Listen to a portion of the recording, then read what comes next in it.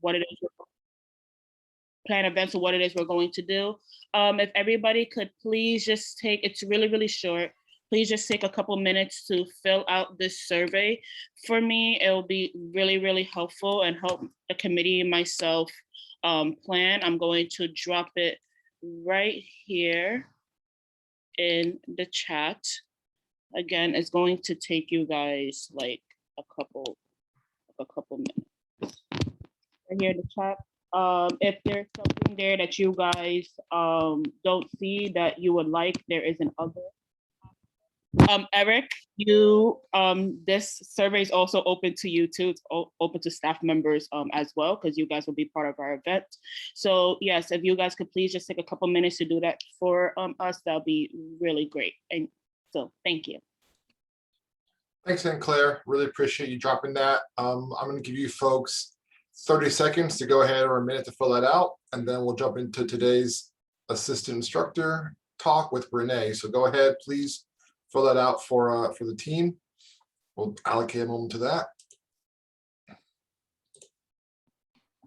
Thank you again, Eric. And also you have to take it also too, Eric. Okay, I'll take it too. I'll take it too, I promise. I'm a good student, just like I'm a good teacher. All right.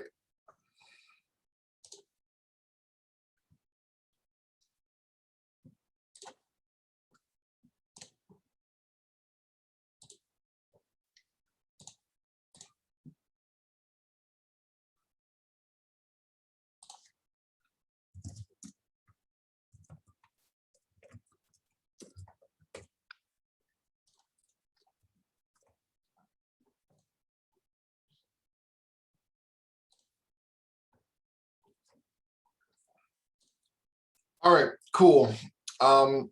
Thank you all for doing that. Thank you, Aunt Claire, for the announcement. Renee, how are you, sir? Doing good, you? I'm doing really well. I'm excited to have you as our assistant instructor today. Tell us a little about yourself, sir. So something about myself.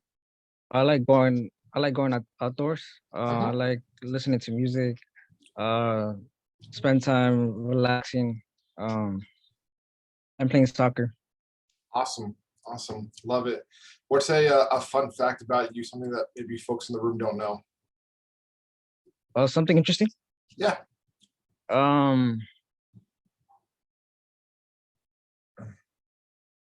into the music, like more basically into the DJ area.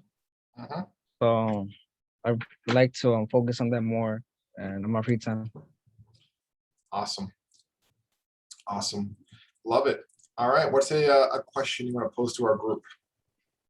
A question, what song would you guys choose if, or what we want, a top song you guys would choose? Like your favorite song, you mean? Yeah. All right. So in the chat box, like what's your favorite song? It could be of all time. It could be right now. I know it's a really tough one because there's a lot of good music out there. What's your favorite song right now, Renee? I really don't have a. I just like everything I listen to. I like, or I would say,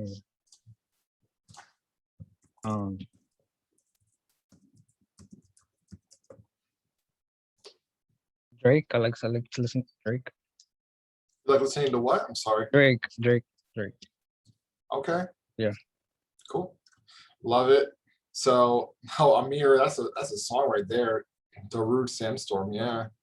Looking at Drake and Jay-Z, Light Up, Super Bounce, The Voice. I love music as well. My favorite song right now on repeat is a song called Lost Boy by Ruth B. It's a great song, very catchy. Rick Astley, Never Gonna Give You Up. That song is beautiful. Thank you, Miguel. See, we have good taste. Drake, Club Paradise, Long Distance by Brandy.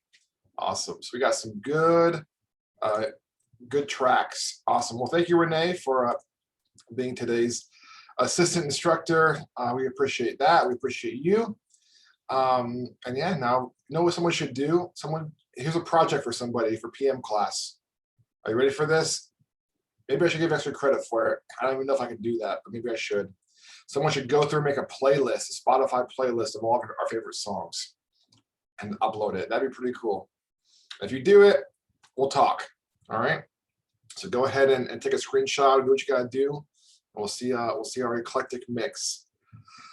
All right. First order of business, midterm. First of all, great job to everyone who on the midterm. The average score was an 88, which made me very happy. It shows me that you had a good grasp on the content. I know some of the questions were a little bit tricky, some were worded a little bit challenging. That's to be expected. It's a midterm. It's not supposed to be cut and dry. It's supposed to require you to think. But by and large, you all did very well. Now, there was actually 7 people in our class who did not take the midterm. Just forgot about it, just never got around to it. Most of you have emailed me and asked for a makeup midterm or asked for it to be extended in some way. So here's the thing. So I first let everybody know about the midterm 2 Fridays ago. So 5 days before we actually opened the midterm. On Wednesday, we discussed the midterm, went over questions, sample questions. I was there for a Q&A. We ended class early on Wednesday, so you could take the midterm. Thursday of last week, there were no classes. You had the whole entire day to do it. And then, of course, you had Friday morning to finish it. It was also emailed to you. It was also in Schoology of when it was open and when it was done. Typically in year up, if you miss a midterm or you miss a final, there's no makeup. The reason we do that is for the integrity of the exam. Because if you're a person here who says, hey, listen, I never took the midterm, well, your colleagues all did already. So it's not fair to them that they got it done and you didn't. So with that said, if you missed the midterm, just email me and we can give you an alternative, which is writing an essay. With that said, if you miss the midterm and you write the essay, you're not going to get 100 on your essay. All right. You're immediately going to lose points because you missed the deadline. So that's your alternative. It's not fair to your colleagues to say, oh, open the midterm for me, because they got it done in due time. And for whatever reason, some folks missed it. And that happens. Life happens. I get it. But, just to make this relatable to work, if your manager says to you on a Friday, hey, this is due next week between Wednesday and Friday at noon, and then reminds you on Wednesday, and then emails you, and then posts a discussion board, this is due in these 48 hours, and then you let that person know, oh, I forgot about it. It wouldn't be a very good look, right? It would not come across very well that your manager gave you multiple touch points to let you know when something was due and you still missed it. So with that said, I'm going to show some grace. I'm feeling gracious this morning. Traditionally, I would say, sorry, you got a 0. For a lot of you, that would mean you would fail this class. So with that said, if you missed it, you want to make it up, I'll send you the details for the essay, and you can go ahead and do that and a timeline for that. But I will not be reopening the midterm for folks who didn't take it, because it's not fair to everyone else who got it done on time. So I'm being gracious, I'm being kind, trying to spread love. Normally you just say, sorry, you missed it, that's it. So if you want to make it up, I'll give you the opportunity to make it up, but not by taking the midterm, by doing an essay. All right. We're all good. We're all on the same page. Yeah, Joshua.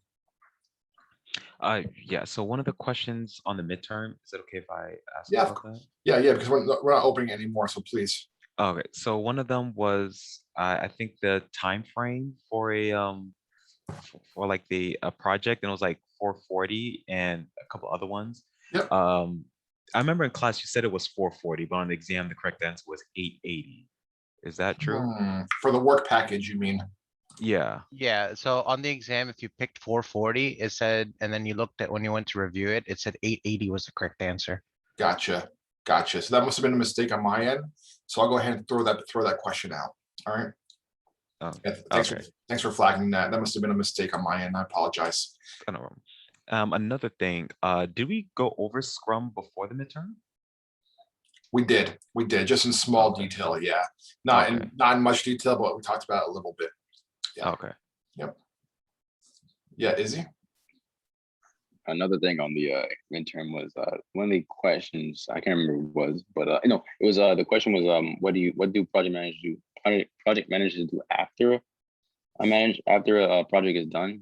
And one of the question was port modem. mortem. I don't know if that was I thought that was a mistake because it's post-mortem instead of port. So I thought, So it was a typo. It was a typo. okay. Yeah. Yeah, it was a typo. Let me go back and look at that one and see how many people got it right and got it wrong. And we'll make it work. We'll figure something out. But yeah, that was a typo. Thanks. So post, I put port mortem. Yeah, sounds like, sounds like a scary metal band, port mortem. All right, I'll go back and adjust that. Thanks. But yeah, like I said, everyone did really well. Great job. So your midterm's done. All right, so one thing I was going to share is I've got a lot of feedback that you guys really enjoyed those negotiation videos with Chris Voss. You thought they were very interesting and you learned a lot. So before we jump into today's lesson on Scrum, I want to show another one. Is that okay? 10 minutes long. And this one's really interesting. It's actually a dad negotiating with his teenage daughter about a trip she wants to take. So be very relatable. So go ahead and go off camera. Things you observed. Keep in mind, this is all about negotiation, right? And kind of getting your way in both life and business. So what was something that Chris Voss did with his, imaginary daughter that you thought was interesting and relatable? Alan, I saw your hand first. Hey, good morning. That just felt like a really intense tag team TED talk, not gonna lie.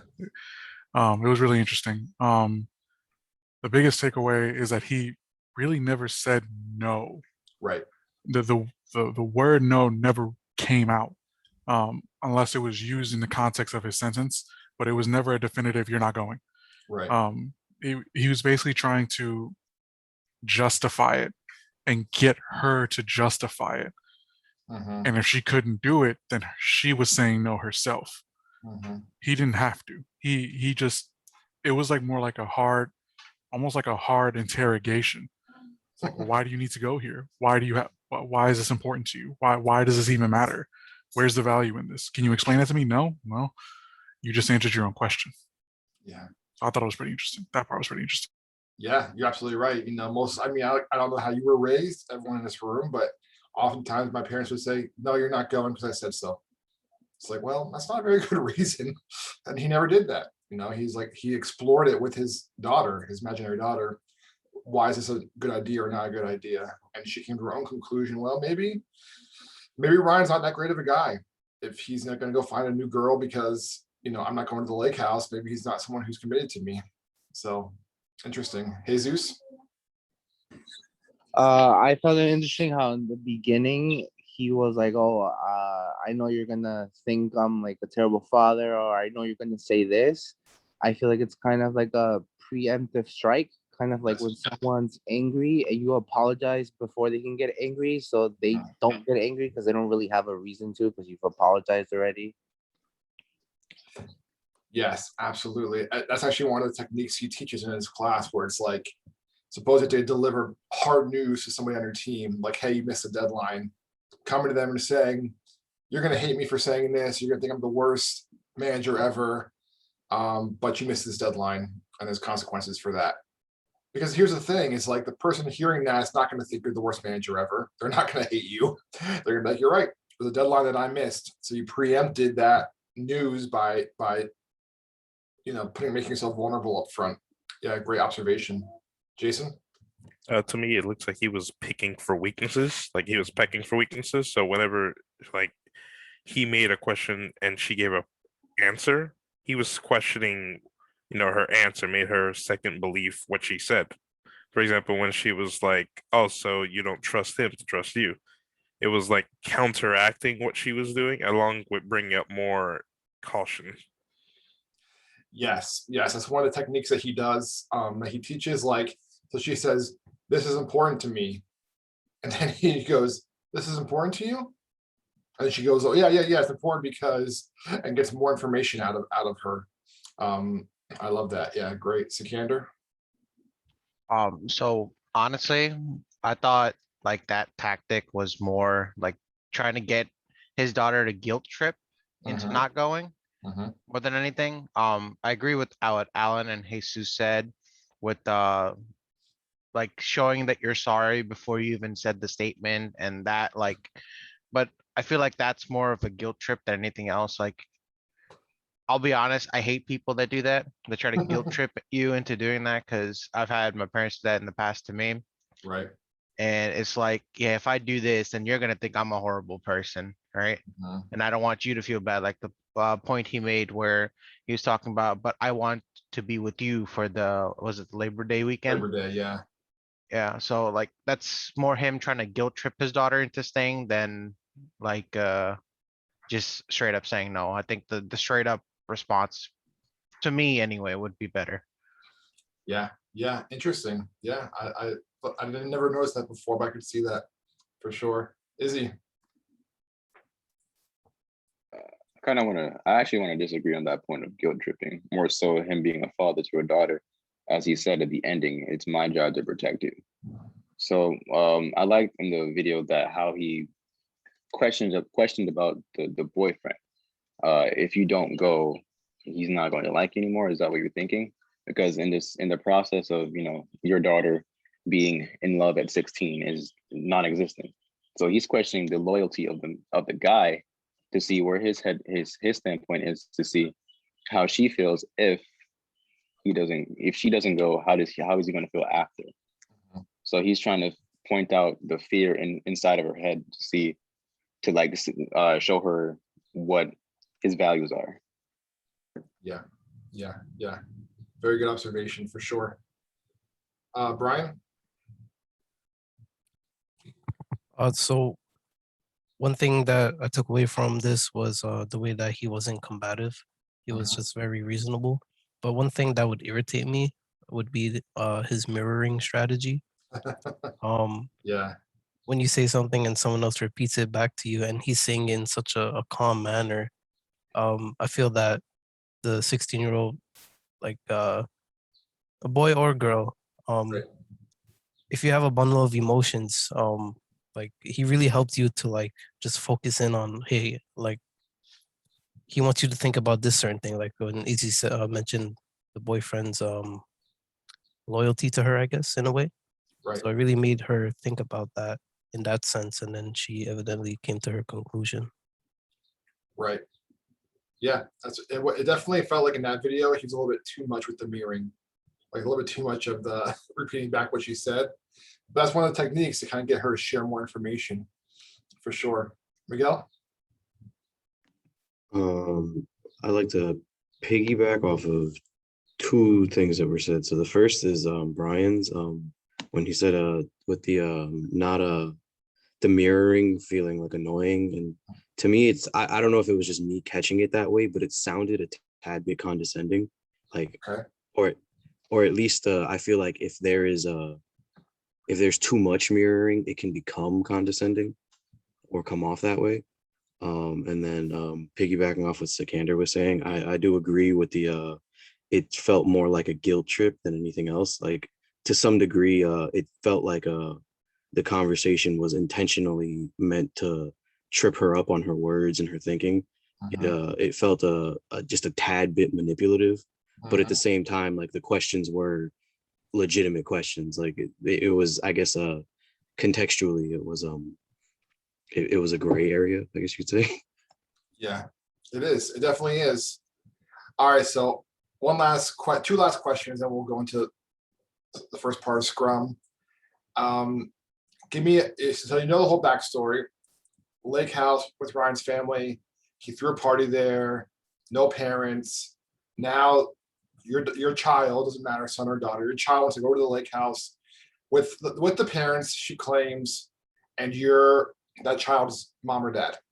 Green check, you let her go to the lake house. Red X, sorry, not happening. What do you think you're going to do as a parent? Knowing what you know the history. So I see a lot of red X. Oh, Anton says a green check. All right. And Alan Tyrell want to dive deeper into it. All right, hold on. Before you guys get there, one more follow-up question. So go ahead and get rid of your green check or your red X's. Now this is going to be a little more introspective. Imagine you're the 16-year-old now. Would you want to have a parent like that? Green check is, I would want to have a parent like that. Or red X, no way.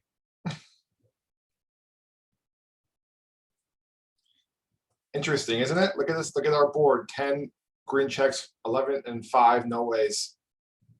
But to me, I'd be a green check. I'd be like, yeah, I want to have a parent who's like asking me questions and like wants to know what's really going on and is like invested in what, you know, my life is. So this is a personal example, it's not a work example, but there's a lot we can glean professionally from this as well.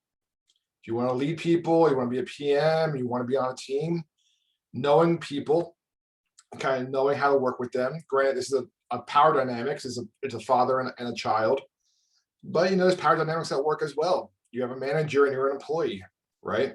So I just think it's interesting to see, like, yeah, I mean, her dad was clearly very hard on her, but almost 3 times as many people said you'd want to have a parent like that. So let's hear from Josh. We haven't heard from you yet today. I just want to say that I feel like it depends on, like, well, 1, your upbringing, and 2, your gender, because I Okay. feel like there is a lot more danger involved when you have a daughter go over to a prospective boyfriend or partner's place with their parent than it would be for your son to do the same, only because there is a power dynamic in that relationship. As the girl, you have a boyfriend, he's a male, and you know, they're with their parents. If the parents not that perceptive on what he's doing, then it could be potentially be dangerous for her rather than your son doing the same thing. If anything happens and she's like not as forthcoming as you thought, he could just like leave, or he could like defend himself. So I think there's like a protection when it comes to either mother or father with their son, and then depends like to their daughter. Yeah, interesting. Yeah. Tyrell? So I agree with everything that Joshua said, but also one thing that could have solved this whole situation, this whole like negotiation, is that why didn't he just go, oh, his parents are gonna go, let me contact his parents. Why couldn't he just confirm that? Like, I get the whole negotiation tactic with his daughter, and that's probably a life lesson right there. But at the end of the day, oh, the parents are going? Cool. Parent to parent. Let me talk to the parents. Let me see where the parents' head is at first. Because the parents are gonna, if the parents can ensure me that they know of the relationship, they've been talking to their son, they've met the daughter, obviously. They want to spend more time with her.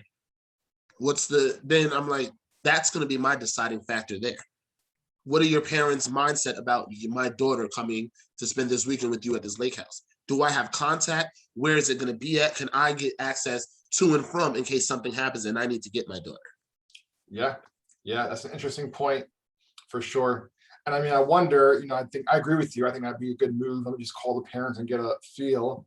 But I think he was looking at it from the angle of like, you know, his parents let him throw a party without them there. That tells me enough about who they are as people, which good, bad, and different. But I think that was the perspective he was coming from. It's not like they've been dating for 2 years and they've hung out, they've done holidays together, they're really close. It's like, this guy, I don't even know who he is. And all I know about his parents is they threw a party without any adult there. And it's not someone I feel like I want to send my child to go spend a weekend with. But yes, good point. Let me call the dad, let me call the mom, see what's going on.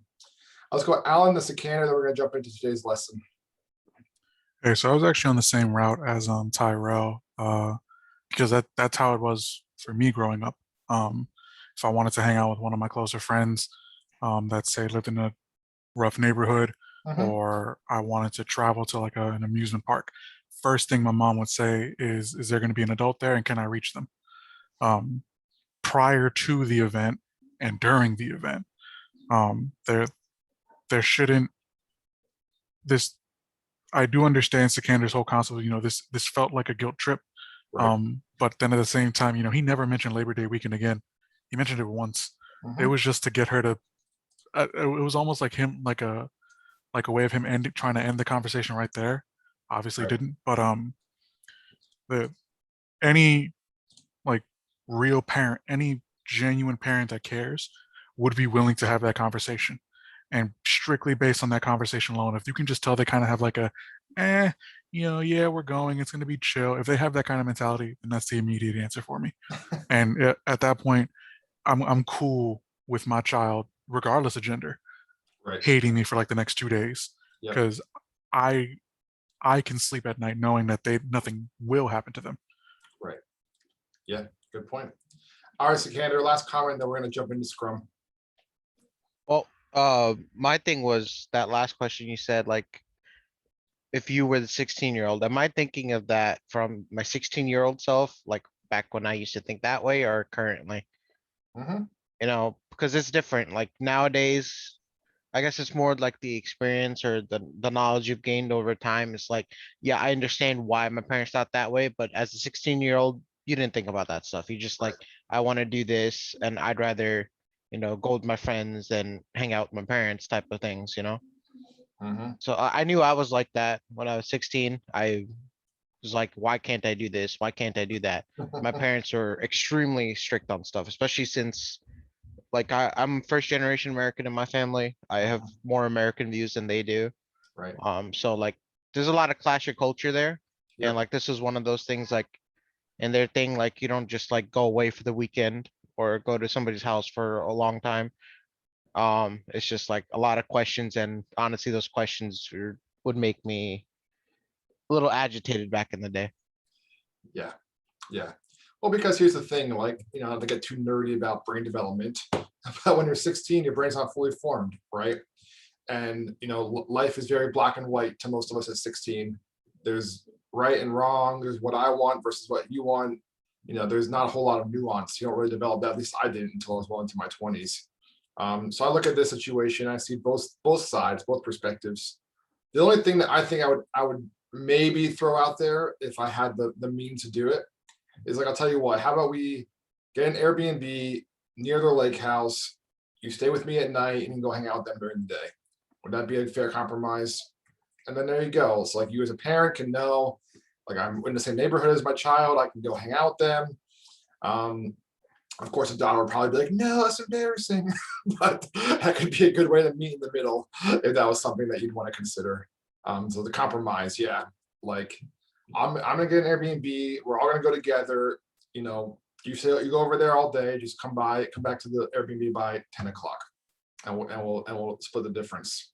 So, anyways, yeah, it's just when you're not a parent, it's very easy to be like, oh, that guy, he was so mean. But then you stop and think about it a little bit. It's like, well, you're as a parent, your job is to protect your child. That's what you signed up for. All right. Let's jump into the lecture for today. Hope you guys enjoyed that video and learned a thing or two. I really think they're really well done, very interesting. You can go off camera as well for this portion if you'd like. You need a son. I could use a reasonable dad. Well, my wife wants to have a third kid and I don't, so I'll let you guys know how that goes. All right.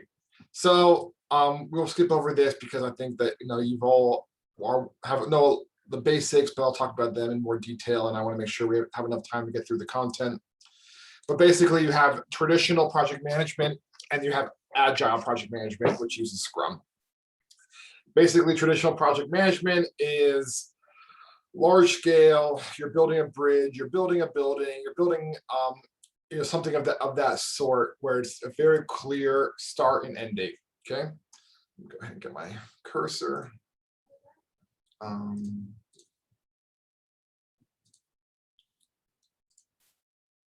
Clear. That's very important about traditional. And of course, this as well. The cost to start over would be very high.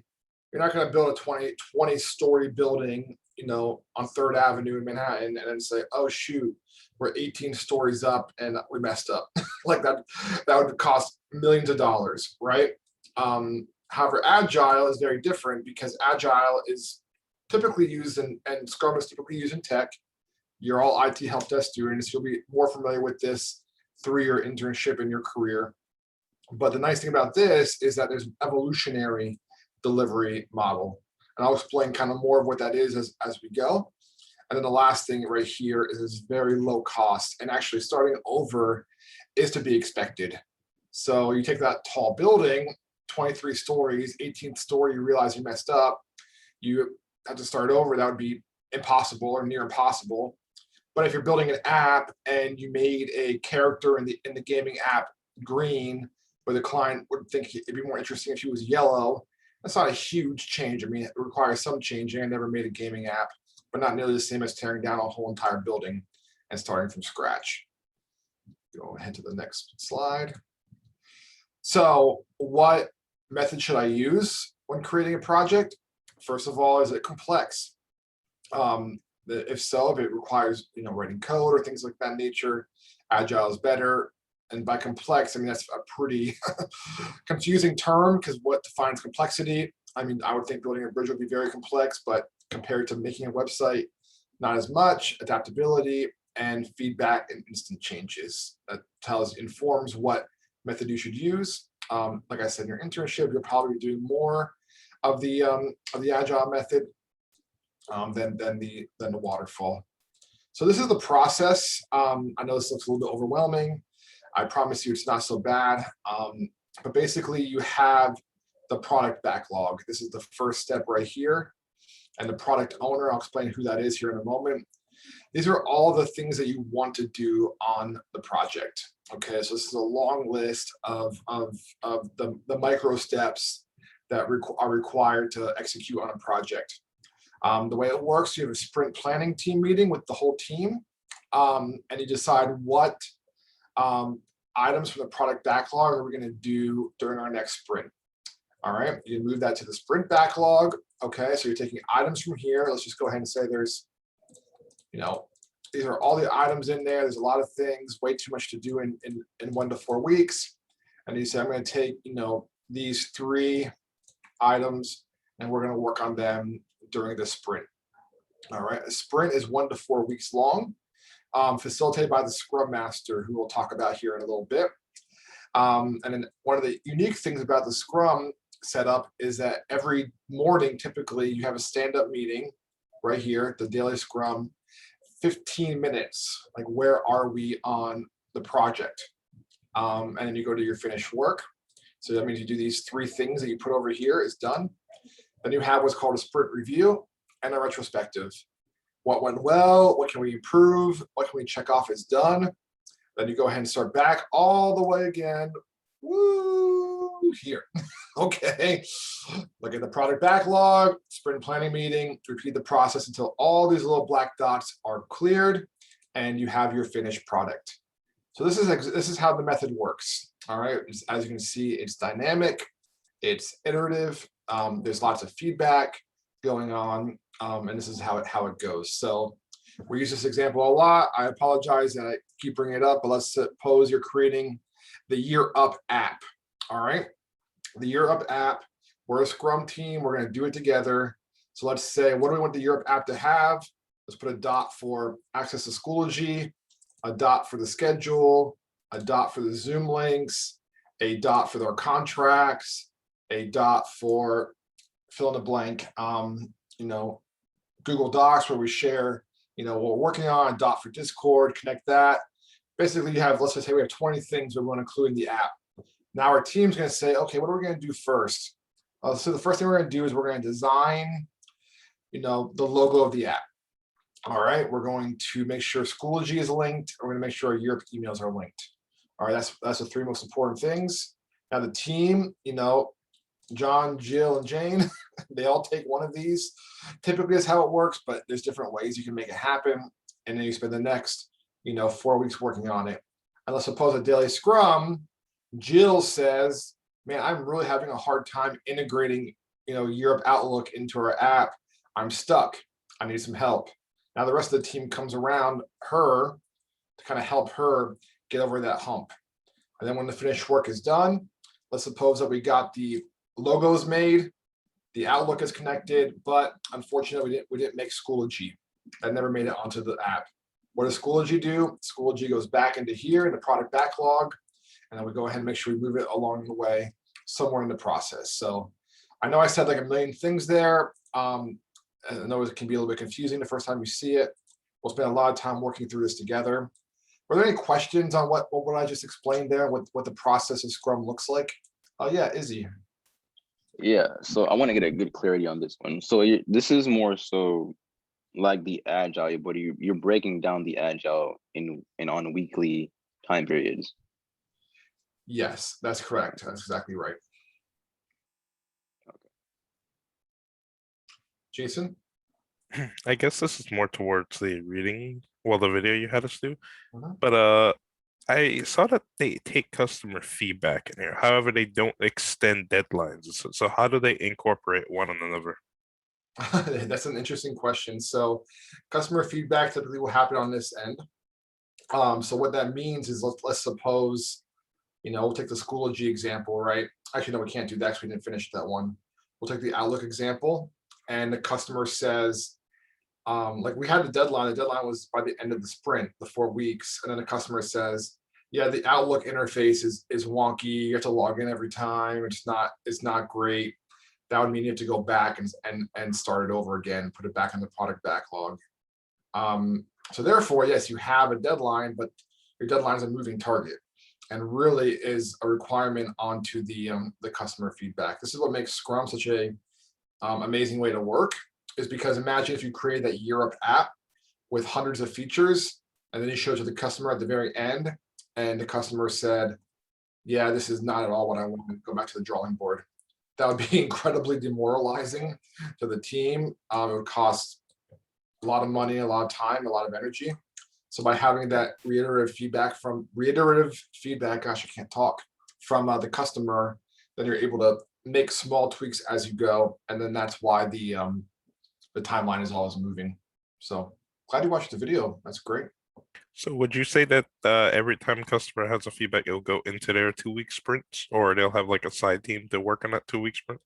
Yes, yeah, I more so the latter. Yeah, so it would go back into that. So if a customer feedback says, "I'm not happy with this feature," then it would go back into your product backlog, and then the team would go ahead and work on that to make it, how they wanted it. And it's a nice thing about having that immediate feedback is you know right away what the customer is looking for. Okay, thank you. Great question, Jason. All right, let's go ahead and keep going. So here are the Scrum rules. Okay. First of all, you have the development team. I mean, very similar to traditional project management. You have the people who are working to get the job done. These are the ones who are kind of doing the legwork. You have the product owner. This is kind of interesting, but this is project manager kind of is split into 2 parts in Scrum. The first part is the product owner. So just take, for example, like go ahead and say like this, Dunkin' Donuts cup that I'm holding. All right. Doesn't seem like a very complex product, right? It's got like a straw. It's got the lid. It's got the logo right here. America runs on Dunkin'. It has a little QR code right here. It has like the handle. I don't know if you guys can see, it kind of shrinks at the bottom, so it's a little bit easier to hold than like this. Even though I have pretty big hands, it's still more comfortable to hold it down here. There's some some wordage down here. So there was actually a person, or probably a team of people, well, probably one final person, who is the product owner at Dunkin' Donuts in their headquarters, wherever the headquarters are. I think they're in Boston, but I'm not totally sure. Who said, like, listen, this is how we're going to build our cup. We have a new tumbler that we're going to give folks when they get an iced drink, and we're going to work together to make it happen. All right. And they might think, wow, so like someone had to think of all that, and they did. They thought all the little details, how it's going to ridge here like that. It's not going to be like a hard cut, like what materials are we going to use to make sure it doesn't, crack or break too easily. That's the product owner, okay? That's the person who really has that mind to get every detail just right. Someone who was a great product owner that we're all aware of is Steve Jobs. He was a person that would look at the iPhone and he would poke out little things that were wrong with it. He would want the curvature of the phone to look a certain way, buttons to feel a certain way. That's the product owner. The Scrum Master, on the other hand, is more the people-oriented person, okay? And there's not really anyone like this in traditional project management. As you can see, there's no real equivalent, but a good PM should be doing this as well. But it's a person who really makes sure the team is given the resources and the tools they need to be successful, all right? And one of the things that I love about Scrum, it's very flat. So, you look at this chart, it's not like product owner, Scrum Master, team, like a hierarchy. And so we're all working together to achieve the best outcome. All right. So real quickly, actually we'll skip this because it's not super helpful. So a bit difference between the product owner and the Scrum Master is here. So as you can see, product owner, you're focused on the vision, the strategy, the goals, and the Scrum Master, You're more focused on the team collaboration, the organization, and all that good stuff.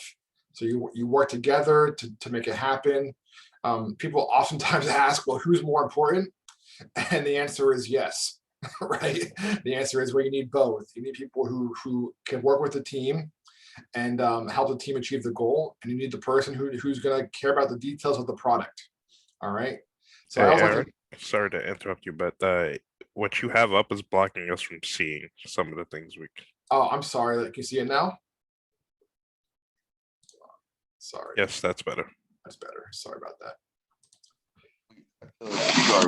At the top, where it says product owner on the right side, we can't see that. You can't see that. Can you see it now? No, well, I Let can't. me, Don do, can see let me it. do a new share. Hold on, guys. Is that better? Thank you. Yep. Yeah, that's definitely better. Okay, I apologize. I don't know what Zoom was doing there. So my question is, this is always kind of fun to do. We've been working together now for about 11, 12 weeks. We kind of know each other very well. If you were on my team, would you assume that I would take a product owner role or a scrum master role? Which one do you think I would be in a chat box? What do you think I have more skills and background in professionally? And we're going to do this all together. Izzy says a scrum master. Jason says scrum. And Claire says scrum.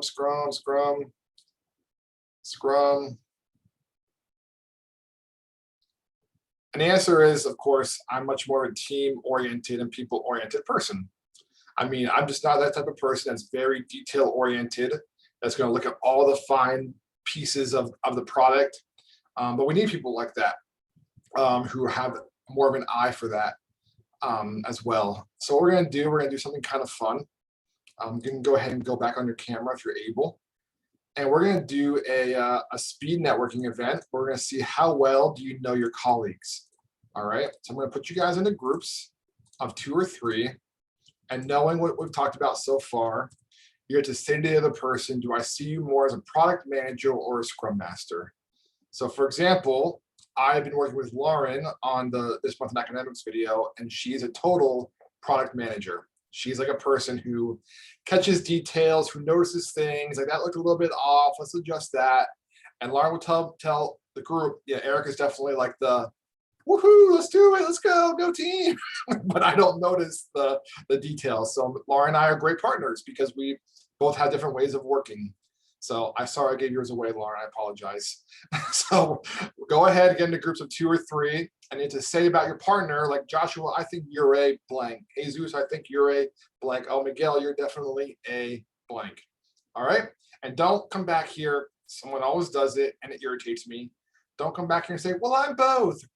Okay, well, aren't you the best things in sliced bread? Which one are you more of? Which one are you more of? All right. Any questions, folks? I'm just going to give you 3 minutes, then we'll come back and we'll debrief.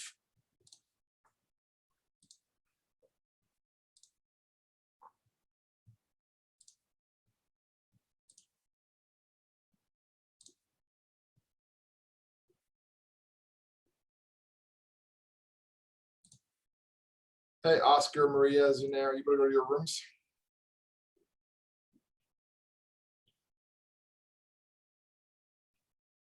Hi, Oscar, you want to go to your room?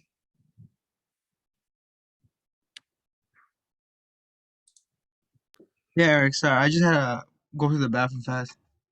Okay, no problem. Just head to your breakout room. Okay.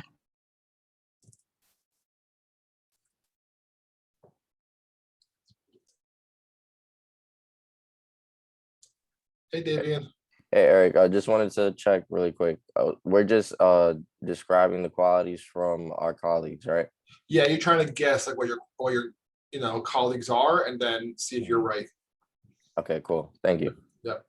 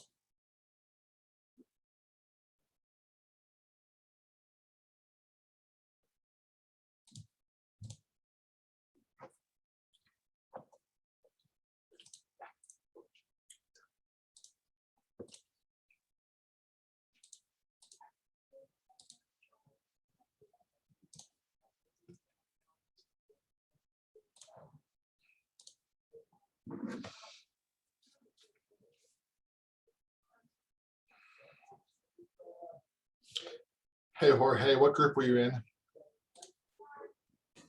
Yeah, hi Eric. So my internet disconnected before any of the anything happened. So I'm not sure which group you put me in.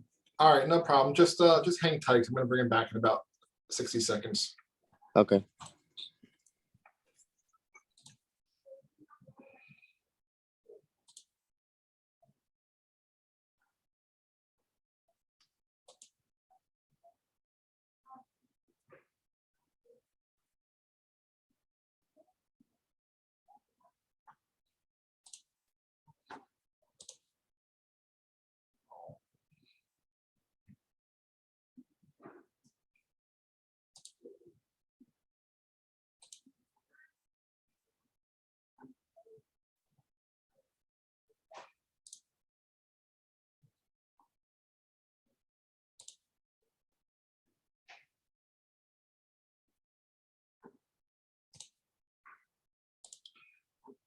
Welcome back. Welcome back. We'll give everybody a moment to get back to the main room.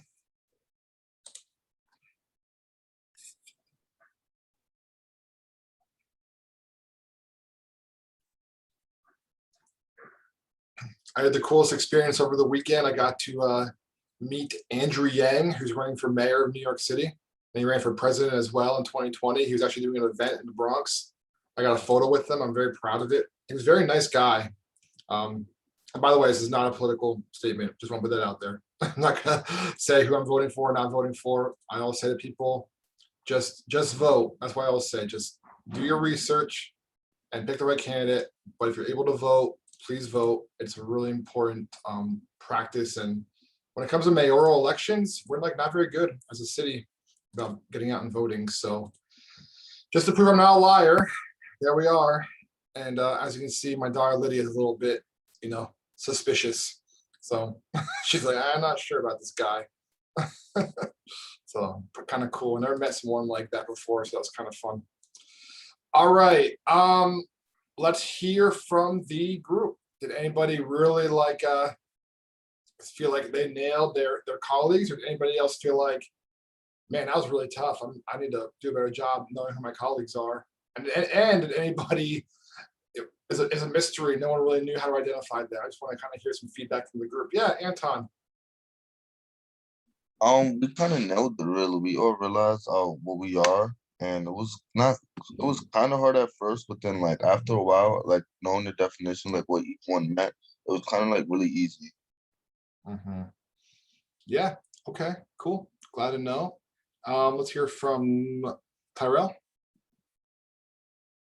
So in my group, so the group I was in, I had Miguel and Desmond. And for Desmond, it was a little harder to decide to figure out because personally, Miguel and I haven't worked with him as much. So we just opened up a conversation about group projects and everything just to see where his mind was. And it was easily found that he was more of a Scrum Master. Then same with Miguel being a Scrum Master. But then after talking to them, Miguel mostly, because I've worked with him so much more, that I thought I was a Scrum Master, but it comes out that I'm more of a product master. Oh, interesting. Okay, so you kind of, just did some like self-reflection and thought maybe I'm a little more of this. That's really Right. cool.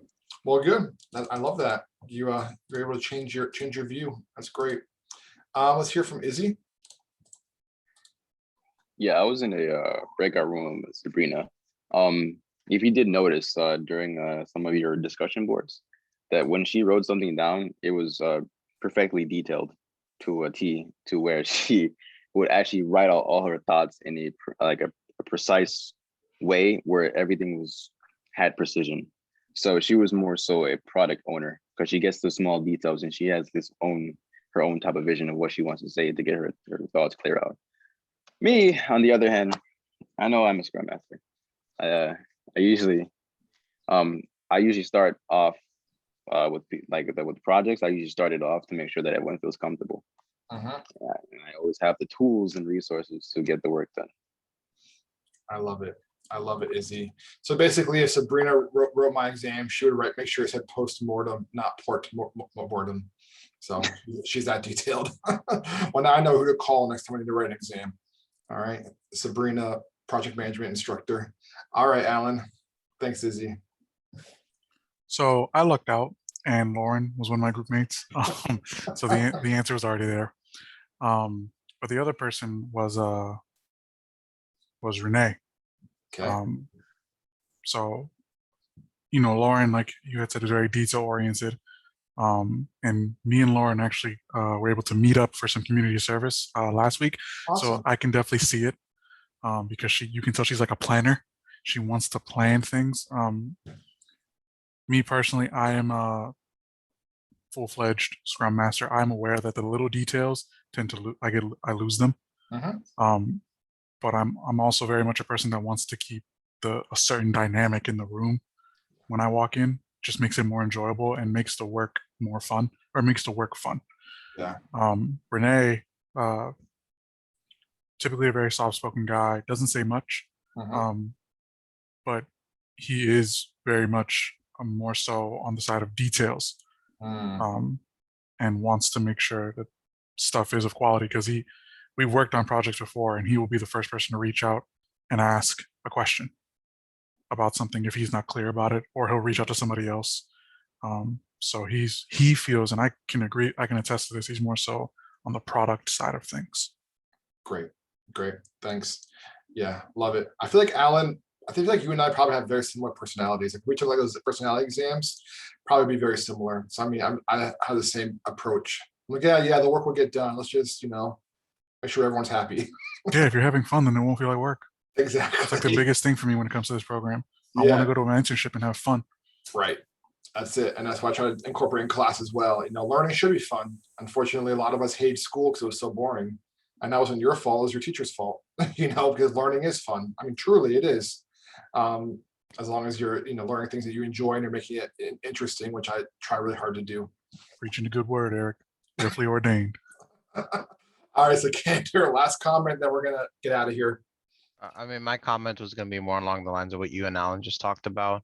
For me, when you stated the question at the beginning, I wasn't sure which side I was on, but I was in a breakout room with Brandon and Sunair, and Brandon, he pretty much solidified that I was a Scrum Master. I care more about the organizational aspect of the team members rather than being project or product oriented. So like you guys, like when I was in school, the classes that I enjoyed going to, I always did better in because I was having fun. And I've kept that mentality. It's like, if you're having fun with what you're doing, you're going to do well at it. So when like in the group members that I usually get assigned to, normally I take the role of like, hey, we're going to do this, this, and this, right? If you guys are comfortable with this section, or like tell me which one you're comfortable with, you guys can do that. And I usually try to handle the project that way. So I'm more like making sure everybody's getting the work done, but they're happy doing the work that they're doing. Yes, I love that. Thanks to Candor. And just for clarity's sake, for those of you who are product owners, you might be feeling like, wait, I'm fun too. No one's saying you're not fun. There are Scrum Masters who are not fun, and there are product owners who are fun. It's not like a this or that. It's just how you're wired. Like, what are you more interested in, the fine details, or making sure the team is running, as it should be. All right, so we can take a break today. So we're gonna go ahead and end class early. So watch the video on the discussion board. Make sure you get that done by Tuesday night, and then respond to at least 2 posts by Thursday. For those of you who missed the midterm, some of you have emailed me, some of you have not. I'll be sure to comb through those today and let you know what you can do to make up for it. And that's it. I'll see you all tomorrow at 9, with the exception of those of you who I will be interviewing later during the BC IT interviews. Can't wait to get you grilled. All right, guys. See you later. Have a great rest of the day. Take care. Good Have a great one, day. Eric. Bye. Have a